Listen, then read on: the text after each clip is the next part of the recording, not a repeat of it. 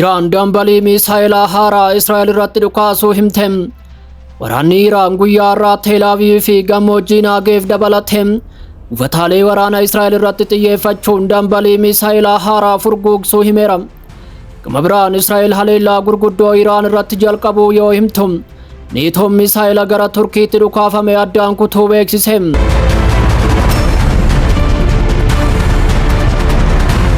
Waraanni Ameerikaa Israa'elii fi Iraan jidduu jiru guyyaa irraa haala adda ta'een hammaatee ooleera. Erga Iraan haleellaa misaa'ilaa gurguddoo guutuu Israa'el irratti raawwatteen booda waraanichi hammaateera. Akka gabaasni taansii agarsiisutti Teel Aviv fi magaalaa kibba Ashdod keessatti dhoo'insi cimaan dhagahameera.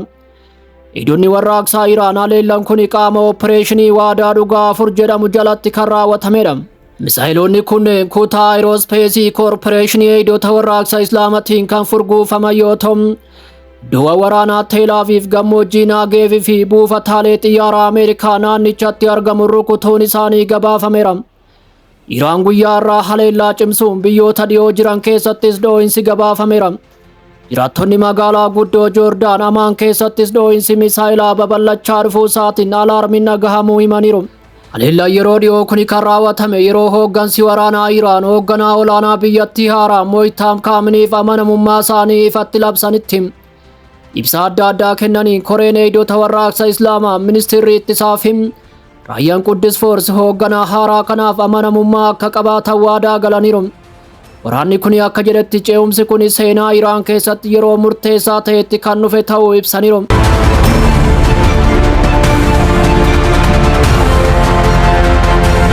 Gama biraan Israa'el haleellaa gurguddaa Iraan irratti jalqabuu yoo himtu, neetoon misaa'ila gara Turkii dhukaafame addaan kutuu beeksise. Waraanni Ameerikaa Israa'elii fi Iraan jidduu jiru guyyaa irraa haala adda ta'een hammaatee ooleera.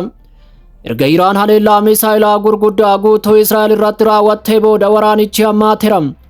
Waraanni Israa'el akka jedhetti humnoonni isaa bu'uuraalee misooma mootummaa Iraan waliin hidhata qaban irratti xiyyeeffachuun dambalii haleellaa bal'aa magaalota gurguddoo akka Teheraan, Isfahaanii fi kutaalee kibba Iraan dabalatee bakka hedduutti jalqabaniiru.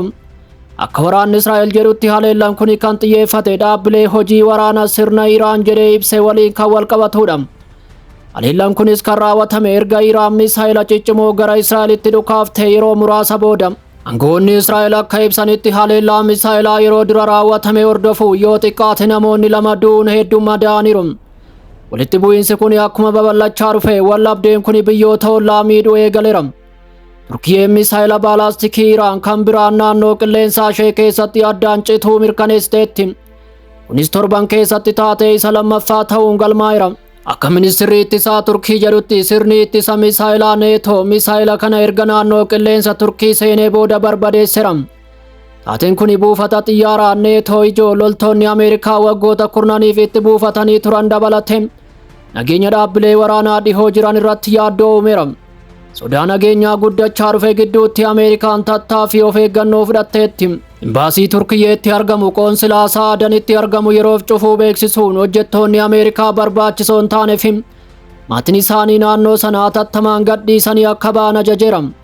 Waashingteen lammiileen Ameerikaa yeroo ammaa kibba baha Turkiyyeetti argamanis sababa walitti bu'iinsa itti fufee jiruun balaan nageenyaa dabalaa dhufuu isaatiin hatattamaan naannicha gadhiisanii akka ba'an dhaamaniiru.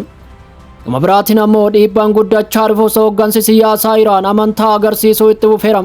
Hoogganaan nageenyaa Iraan Alii Laarjaaniin muudamni hoogganaa olaanaa biyyattii haaraa Mo'taam Kaaminii ejjennoo Iraan cimseera jechuun ibse. Laarjaaniin ce'umsi hooggansaa kun Ameerikaa fi Israa'el biratti abdii kutannaa uumeera jechuun dhaameera. Hooggantoonni Iraan gama isaaniin biyyoonni dhihaa wallabdee kana keessa akka hin seenne akeekkachiisaniiru. Pirezidaantiin Iraan gita isaanii Emmanuel Macron waliin bilbilaan haasa'aniiru. Biyyi haleellaa Iraan irratti raawwatamu deeggartu kamiyyuu kallattii waraana keessatti akka hirmaattetti ilaalama jechuunis dubbataniiru. Pezeshkiaan haleellaan magaalota Iraan irratti raawwatame hospitaala, manneen barnootaa fi dhaabbilee anniisaa dabalatee bu'uuraalee misooma siivilii irratti kan xiyyeeffate ta'uu ibsuun haleellaan kun seera addunyaa kan cabse jechuun ibsaniiru. Pirezidaantii Faransaay deebii kennaniin duuti lubbuu namoota siivilii mudateef gaabbii itti dhaga'ame ibsuufi wallabdee kana keessatti kallattiin hirmaannaa akka hin qabne ibsaniiru. Dhaabbata mootummoota gamtoomanii keessattis Iraan sababa Biriteen Ameerikaa deeggarteef dhiyeessite kuffifteetti. Ambaasaaddarri dhaabbata mootummoota gamtoomanii Saayid Raavaanii akka jedhanitti London mirga ofirraa ittisuu jechuun deeggarsi USAf goote seera addunyaa jalatti bu'uura kan hin qabnee fi seera kan cabse jechuun himaniiru. Iraanis biyyoonni Awurooppaa haala siyaasaa Ameerikaa fi Israa'el haleellaa isaanii akka jalqaban taasisee uumuuf gargaaran jechuun himatteetti. Kana cinaatti pireezidaantiin Raashiyaa Vilaadimiir Puutiin hoogganaa olaanaa Iraan haaraa muudame Mojtaaba Kaaminiif deeggarsa hin sochoone akka kennan waadaa galaniiru. Puutiin Raashiyaan Iraaniif michuu amanamtuu ta'uu ibsuun yeroo weerarri hidhannoo biyyattii irratti raawwatamaa jirutti hoogganaa dandamachuu danda'u jechuun faarsaniiru. Gama biraatiin mooraa Waashingten keessatti mirkanaa'uu dhabuun dippiloomaasii guddachaa dhufeera. Ergamaan Ameerikaa Steve Witkoff fi gorsaa White House duraanii Jared Kushner imala gara Israa'elitti karoorfamee fi kan waa'ee waraana Iraan irratti taasifamu irratti xiyyeeffachuu qabu akka tasaa haqaniiru. Waashingtenis ta'e Teel Aviv haqamuu kanaaf ibsa ofii isaanii kan hin kennine yoo ta'u, kunis murtoon tarsiimoo gurguddoon balbala cufame duuba adeemsifamuu akka danda'u tilmaamameera.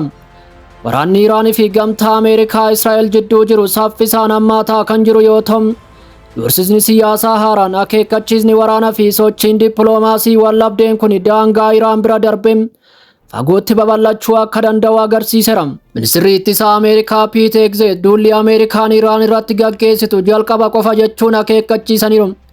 Kunis guyyoota itti aanan keessatti wallabdeen kun cimuu akka danda'u agarsiisa. Hegseth gaafiif deebii taasisaniin haleellaa waloo Ameerikaa fi Israa'el jalatti dhiibbaan naannoo Iraan laafaa jira jechuun ibsaniiru. Yeroo ammaa kana loltoonni Ameerikaa 50,000 ol duula kanarratti kan hirmaatan yoo ta'u, Waashingten erga waraanni kun jalqabe Iraan keessatti taargeettiiwwan 3,000 rukutuu himteetti. Dhiibbaan kun jiraatus Iraan haleellaa irra osoo jirtu mariidhaaf fedhii akka hin qabne ifatti labsiteetti. Dubbii himaan ministeera dhimma alaa Iraan Ismaa'eel Baagaahii akka jedhanitti yeroo ammaa haleellaa itti fufee jiru jalatti dhukaasa dhaabuu yookiin dippiloomaasii irratti mari'achuun bu'aa akka hin qabne ibsaniiru. Waa'ee ittisaa fi diina irratti haloo ba'uun caccabsuu malee waan biraa dubbachuun bu'aa hin qabu kan jedhan Baagaahiin Iraan dhaabbilee biyyoota weerartuu jettee waamtu irratti xiyyeeffachuu akka itti fuftu cimsanii dubbataniiru. Iraanis hirmaannaa biyyoota akka Turkii, Azerbaajaan fi Qophiroos irratti haleellaa bante jedhu kuffisaniiru. Taateewwan akkasii haleellaa alaabaa sobaa jechuun himataniiru. Kanuma waliin waraanni Iraan wallabdeen kun yeroo dhiyootti gabaa anniisaa addunyaa rukutuu akka danda'u akeekkachiisa cimaa kenneera. Waajjirri muummee waraanaa Iraan haleellaan dhaabbilee anniisaa Iraan irratti raawwatamu yoo itti fufe, Teheraan bu'uuraalee boba'aa guutuu naannichaa irratti xiyyeeffachuun haloo ba'uu akka dandeessus akeekkachiiseera. Qondaalonni waraanaa akka akeekkachiisanitti taphni akkanaa gatii boba'aa addunyaa barmeela tokkoof $200 kaffalchiisuu akka danda'u himaniiru.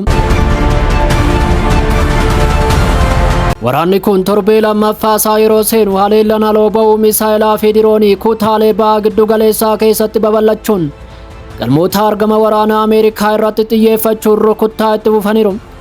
Iraan marii diduun ishee Ameerikaan duula yeroo dheeraa akka raawwattu waadaa galuun Raashiyaan deeggarsa ifa ta'een gidduu seenuu isheen xiinxaltoonni waraanaa akeekkachiisa cimaa kennaniiru. Wallabdee naannoo bal'aa fi madaallii humna guutuu ba'aa giddu galeessaa irra deebi'ee bocuu akka danda'us akeekkachiisaniiru.